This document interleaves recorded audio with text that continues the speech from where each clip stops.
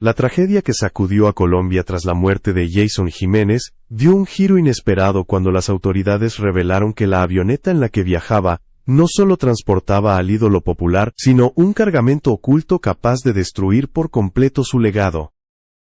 Lo que empezó como un accidente aéreo en los campos de Boyacá, terminó convirtiéndose en una operación judicial sin precedentes, porque entre los restos calcinados aparecieron fusiles de asalto con números limados, teléfonos satelitales encriptados, más de 12 kilogramos de clorhidrato de cocaína de alta pureza, y $80,000 en efectivo, escondidos bajo el asiento del copiloto.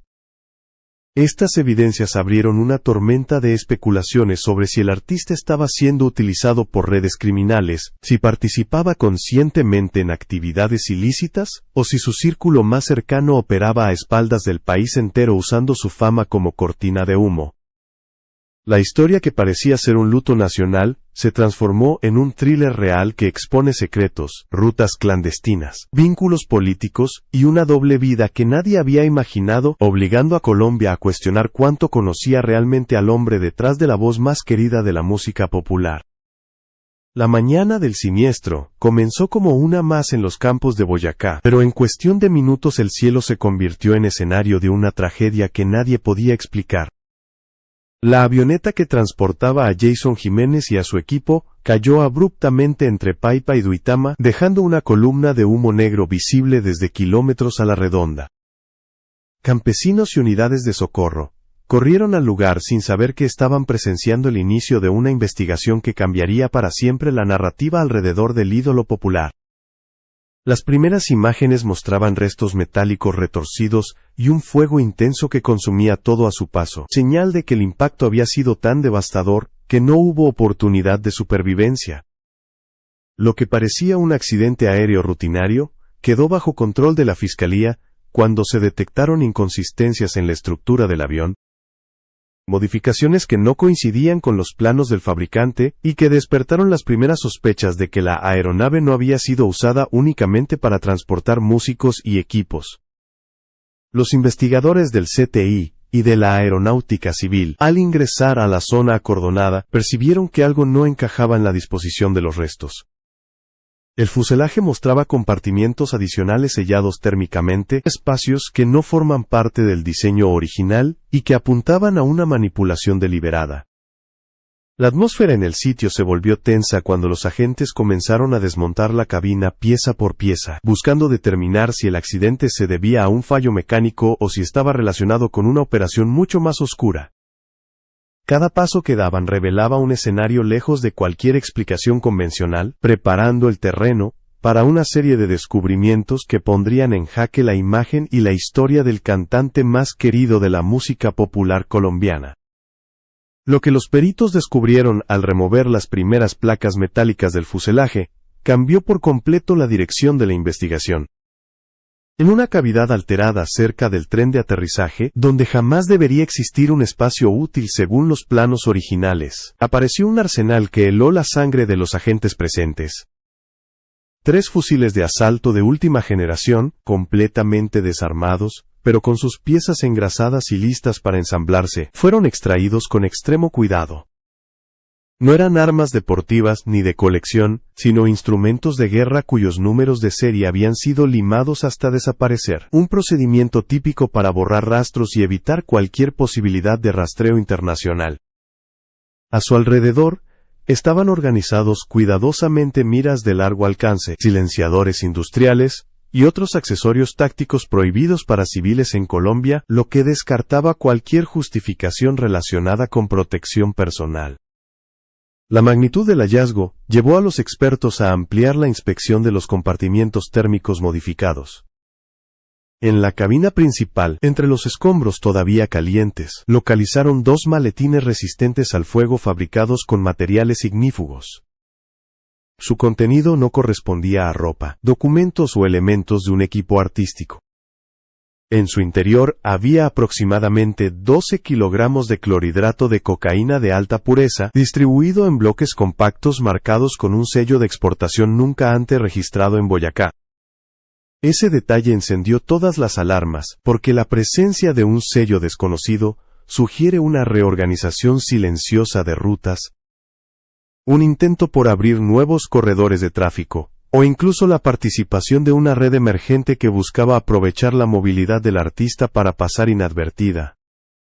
El descubrimiento no terminó ahí. En un compartimiento oculto bajo el tapizado del asiento del copiloto, diseñado de manera tan pulida que solo podría detectarse desmontando la estructura, encontraron alrededor de $80,000 en efectivo, envueltos cuidadosamente en papel transparente para evitar humedad y deterioro. Este dinero no correspondía a la facturación de su última presentación, y los contadores del artista no pudieron justificar su procedencia ni su destino, lo que lo convierte en un indicio clave para la unidad de lavado de activos.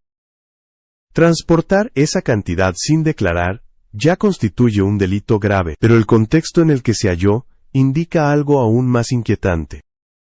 Una operación financiera paralela, movimientos fuera del sistema bancario oficial, y una posible conexión con transacciones ilícitas de mayor escala. Sin embargo, el elemento más perturbador del hallazgo fue la caja de seguridad reforzada extraída entre los restos chamuscados.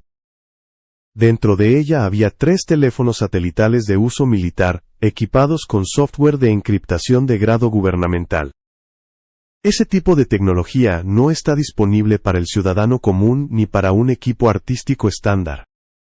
Solo puede ser adquirida a través de contactos en agencias de inteligencia, redes clandestinas o mercados negros internacionales. La presencia de estos dispositivos elevó el nivel de la investigación a una categoría completamente distinta.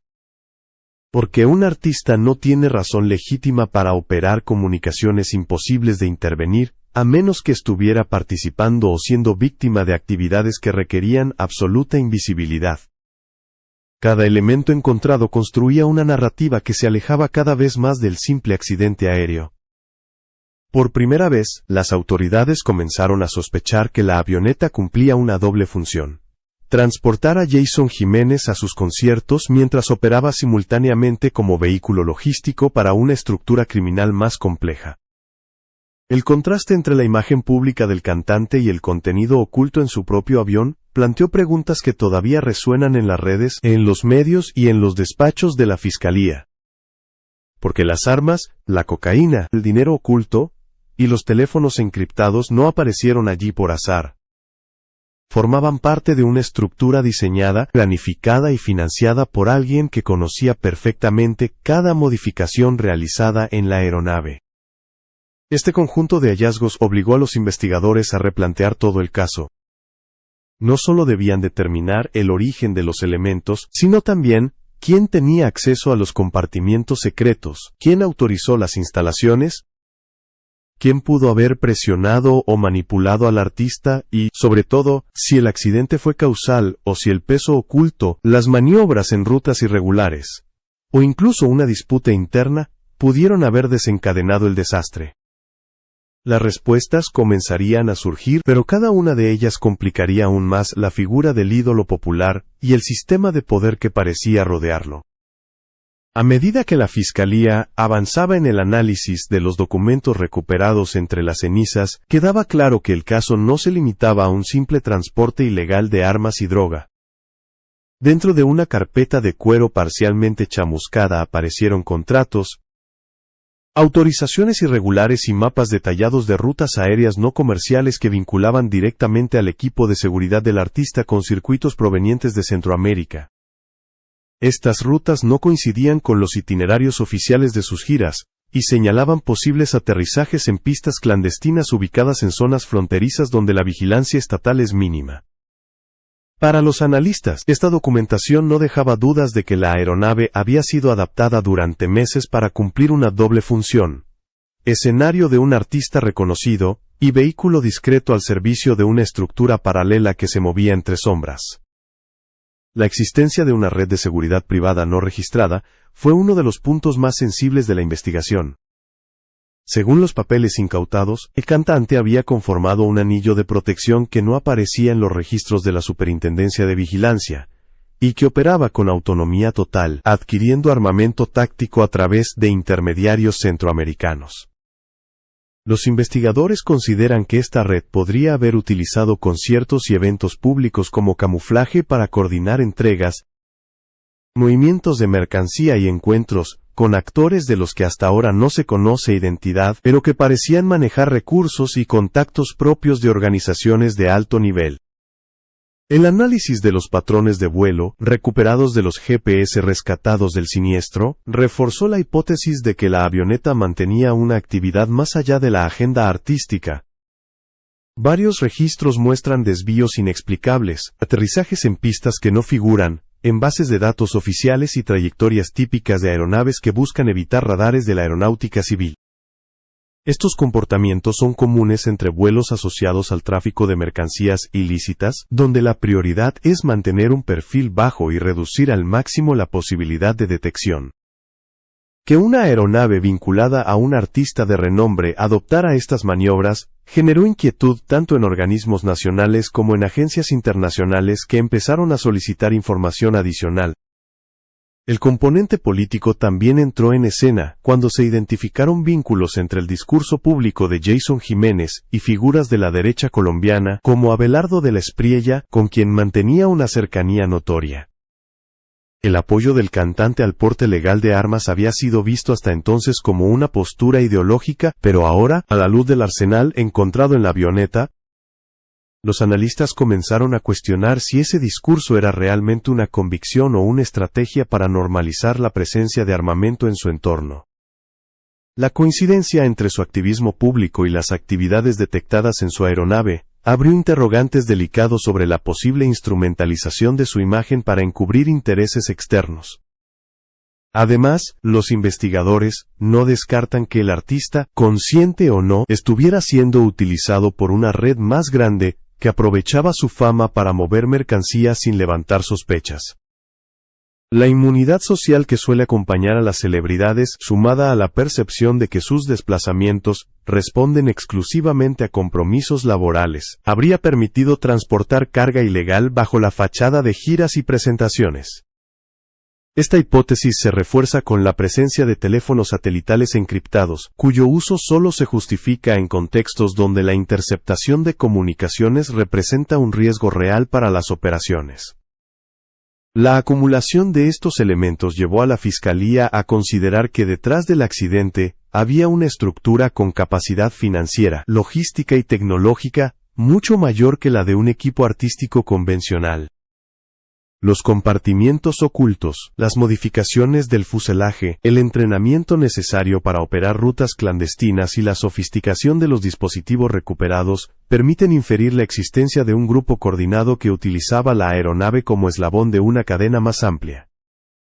La pregunta, aún sin respuesta, es hasta qué punto el artista estaba involucrado de manera activa, o si, por el contrario, había sido absorbido por una red que lo superaba y que aprovechaba su posición pública para desviar la atención. Lo cierto es que cada nueva pieza del rompecabezas dejaba al país en un estado de conmoción creciente. La figura del ídolo popular, del muchacho que salió adelante desde la pobreza y conquistó los escenarios, entraba en conflicto con la presencia de fusiles, dinero no declarado y rutas clandestinas. La disonancia entre la imagen pública y la realidad que emergía de la aeronave impulsó un debate nacional sobre la fragilidad de la fama, el poder corrosivo de las redes criminales y la facilidad con la que pueden infiltrarse en mundos aparentemente ajenos como el de la música.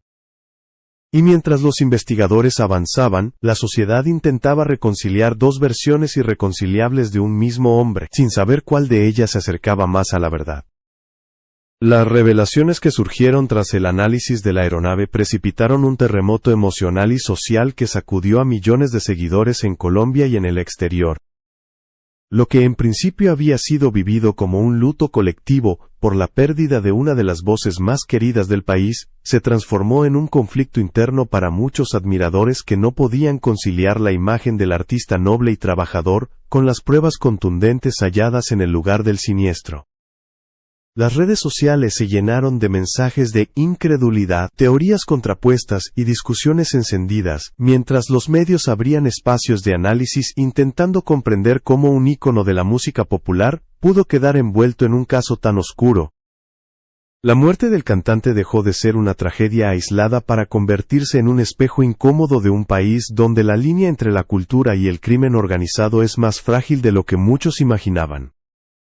La narrativa pública experimentó una fractura evidente. Por un lado, estaban quienes defendían la memoria del artista, sugiriendo que había sido utilizado o engañado por personas de su entorno, tal vez incluso forzado a participar en actividades que jamás habrían coincidido con sus valores.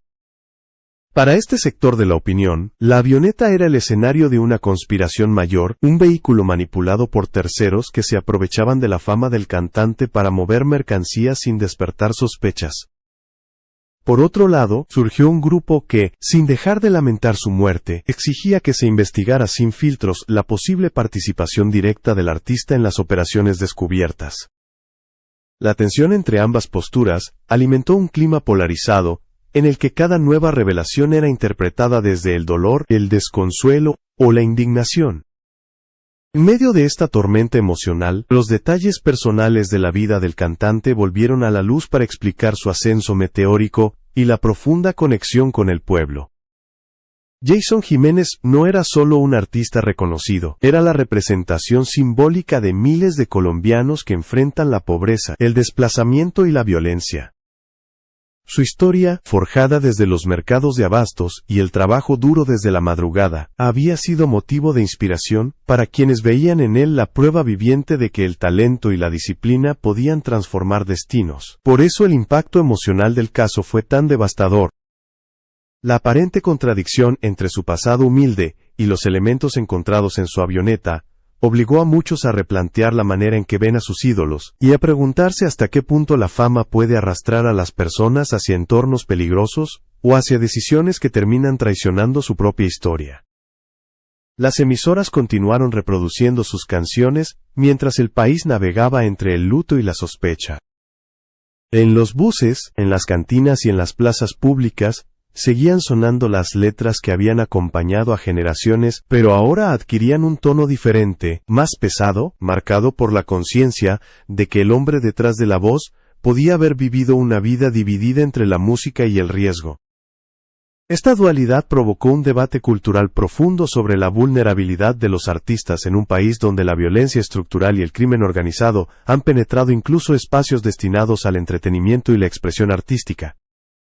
El impacto del caso también alcanzó a la industria musical. Promotores, empresarios, representantes y otros artistas empezaron a revisar sus propios esquemas de seguridad, sus rutas de viaje, y la forma en que operan sus agendas privadas. Algunos señalaron que la presión del éxito y la necesidad de mantener un estilo de vida exigente pueden llevar a los artistas a depender de estructuras informales que, sin supervisión adecuada, se convierten en puntos de entrada para redes criminales.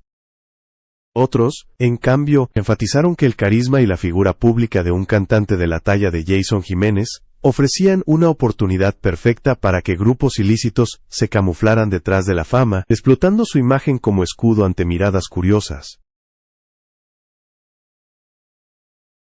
En este contexto, la sociedad colombiana se encontró con una pregunta incómoda y necesaria. ¿Hasta qué punto conocemos a quienes admiramos?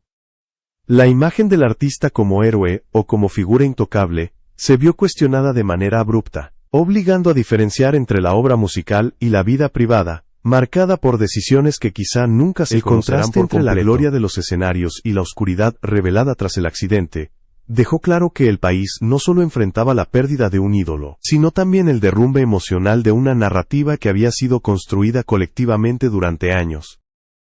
Mientras el debate continuaba, las autoridades insistían en que la investigación debía seguir su curso sin presiones sociales ni mediáticas. Aunque la muerte pueda borrar muchas culpas, como señalaban algunos analistas, también puede ocultar verdades fundamentales que el país necesita conocer para entender cómo el crimen organizado ha logrado infiltrarse en espacios íntimos y aparentemente inofensivos de la cultura popular. Y era precisamente esta búsqueda de claridad lo que mantenía en vilo a millones de personas que, aún entre el dolor y la decepción, querían saber si el artista había sido víctima, cómplice o prisionero de fuerzas más grandes que él. La investigación iniciada por la Fiscalía no tardó en expandirse más allá de los límites del accidente. Con cada análisis técnico de los teléfonos satelitales recuperados, surgían nuevos indicios que apuntaban a una red mucho más amplia y sofisticada, que podría llevar años operando a través de aeronaves privadas utilizadas por empresarios, celebridades y figuras públicas. Los expertos en ciberseguridad lograron extraer fragmentos de datos encriptados que, aunque incompletos, sugerían comunicaciones con contactos registrados bajo alias y rutas aéreas asociadas a pistas clandestinas en regiones fronterizas. Para los investigadores, este hallazgo era una señal de que la avioneta no había sido un caso aislado, sino parte de un circuito logístico que usaba el prestigio de quienes la abordaban para moverse sin ser detectado. El análisis del origen de los fusiles encontrados reveló posibles conexiones con proveedores ilegales en Centroamérica, lo cual abrió una línea de cooperación internacional con agencias especializadas en rastrear tráfico de armas. Se sospecha que los fusiles desarmados, las miras de precisión y los silenciadores tenían como destino un grupo que operaba en zonas de conflicto interno, lo que agravó las implicaciones del caso. La posibilidad de que la aeronave de un artista de renombre pudiera estar involucrada en el suministro de material bélico, generó una preocupación que atravesó las fronteras del país y encendió alertas en organismos internacionales dedicados a combatir el contrabando de alto nivel. Los investigadores también profundizaron en las rutas aéreas no comerciales registradas en los documentos recuperados. Varias de estas rutas coincidían con corredores utilizados históricamente para el transporte de mercancía ilícita, lo que reforzó la hipótesis de que la avioneta cumplía un papel estratégico dentro de una cadena operativa. La ausencia de controles rigurosos para vuelos privados y la facilidad con la que algunas aeronaves modificadas logran evadir radares explican cómo este tipo de operaciones pueden sostenerse por largos periodos sin levantar sospechas.